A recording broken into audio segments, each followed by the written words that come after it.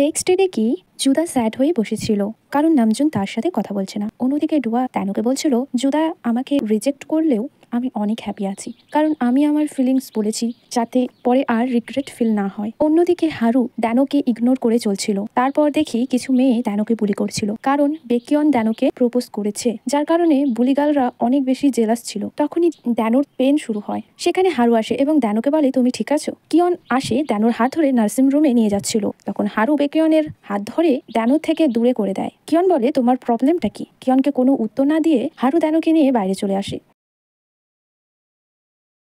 হারু বলে, তুমি ঠিক আছো দ্যানো? এবং দ্যানোর কপালে টাচ করে বলে, আমার মনে হয় তোমার ফিভার হয়েছে। এতে দ্যানোর হার্টবিট বেড়ে যায়। হারুকে দূরে সরিয়ে বলে, আমি ঠিক আছি। তারপর দেখি দ্যানো ট্রেসে দাঁড়িয়ে তার ফটো দেখছিল। তখন সেখানে হারু এসে দ্যানোর হাত থেকে ফটো নিয়ে বলে, আমি এই ফটোটা রাখতে পারি? তো দ্যানো হ্যাঁ বলে। দ্যানো বলে, তুমি কেন আমাকে ক্লাসে ইগনোর করছিলে? হারু বলে, আমি একটু টেনশনে ছিলাম। তারপর হারু বলে, তুমি টেনশন করো না, আমি তোমাকে হেল্প করব স্টোরি চেঞ্জ করতে। সিন শিফট হয়, হারু জেমসের কাছে আসে। জেমস ভাবে হারু নিশ্চয়ই দ্যানোকে আর হেল্প করতে চাইবে না, বাট হারু তার ভাবনার অপোজিটে বলে, আমি দ্যানোকে স্টোরি চেঞ্জ করতে হেল্প করব।